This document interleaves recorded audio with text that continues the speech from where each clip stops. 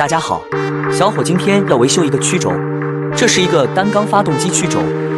曲轴是发动机的一个核心部件，曲轴在发动机上的作用是把活塞的往复运动转变成旋转运动，从而带动各种机械工作，是工业史上不可缺少的一个存在。看曲轴的个头不大，估计马力也就是个7、8匹吧，也不知道老八是怎么加油门的，居然把曲轴给干折了。小伙正在量尺寸，做个记录，准备车销。小伙的维修方案是用1节铁棍换掉断掉的轴头。方案确定好了，就开始维修了。首先要把曲轴的断面车销平整，方便后续拼接工作。小伙在曲轴上车销出了一个凸面，方便和轴头拼接。曲轴这边已经加工完了，接下来就是加工轴头。小伙要用这个证明挂亮的小铁棍加工一个新的轴头，拼接到曲轴上面去。只见小伙把小铁棍夹在车床上面，简单的找了一下同心度，就开始哗哗的车销了。把表面车销平整，然后再车销一个坡口。接下来是打定位孔，以保证同心度和拼接强度。开始打孔了，钻头有点长啊，老是跳动啊。小伙也不知道用手扶一下。经过小伙修复后的成品还是非常漂亮。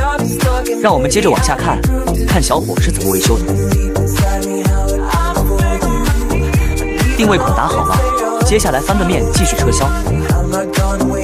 这个面是个非常平整的断面，可以直接打定位孔。这次小伙学聪明了，用了一个比较短的钻头打孔。怎么钻头不跳动了？顶针开始跳动了，这能保证加工零件的精度吗？急得小伙都上手了，想用手部的力量阻止它跳动。小伙有时间了，也要保养一下他的车床了，小病不宜成大患。这是要拼接曲轴了，把有坡口的那一面和曲轴拼接，用顶针把小亮棍牢牢地顶在曲轴上面。开一下车，看看同心度。同心度有一点偏差，需要调整一下。小伙毕业的时候，他师傅没有传给他同心度，只能用工具敲，用眼睛量。同心度找好了，电焊开始出产了，开始堆焊。一边焊一边清理焊渣，防止焊口夹杂焊渣影响强度。看小伙的电焊手艺，这个曲轴维修好后，估计比原厂的强度能提高30%以上吧。维修好后装在发动机上，动力立马有一个非常大的提升，以后再也不怕超吨断轴了。焊接完成了，小伙的手艺非常好，焊得非常平整。小伙又要车销了，看车刀左一刀右一刀，车销得非常流畅，手法非常的熟练，一看就是一个非常有经验的车工，对车销这门手艺已经掌握得炉火纯青了。大家看车刀哗哗的车销，是不是非常的简单？量了一下旧轴的尺寸，准备开始车销轴头。轴头上面要车上螺纹，还有一个坡面。接下来先粗车一下，先把大体轮廓车销出来。让我们接着看小伙的精彩表演吧。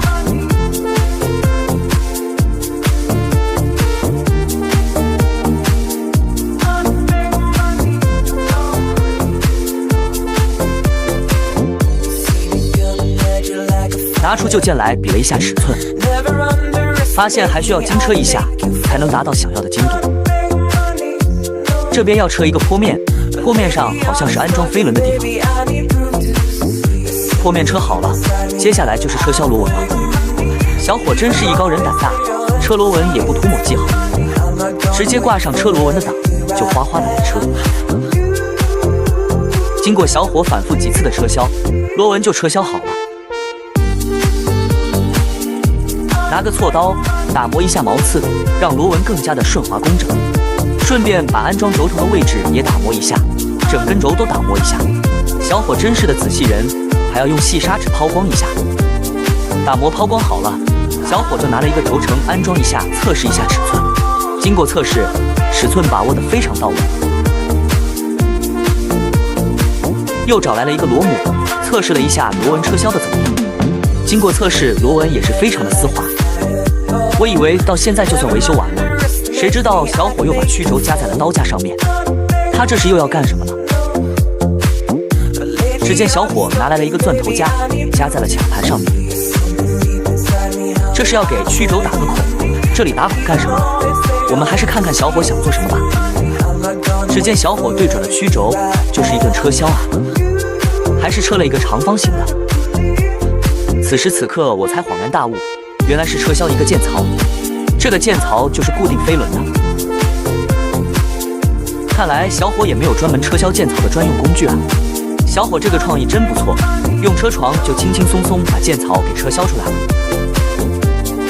键槽车削好了，安上了一个键，测试了一下，非常的合适。到这里，这个曲轴就修复好了。大家觉得小伙的手艺如何呢？欢迎大家讨论一下。这个小曲轴看上去还挺精致的。好了，感谢大家的观看。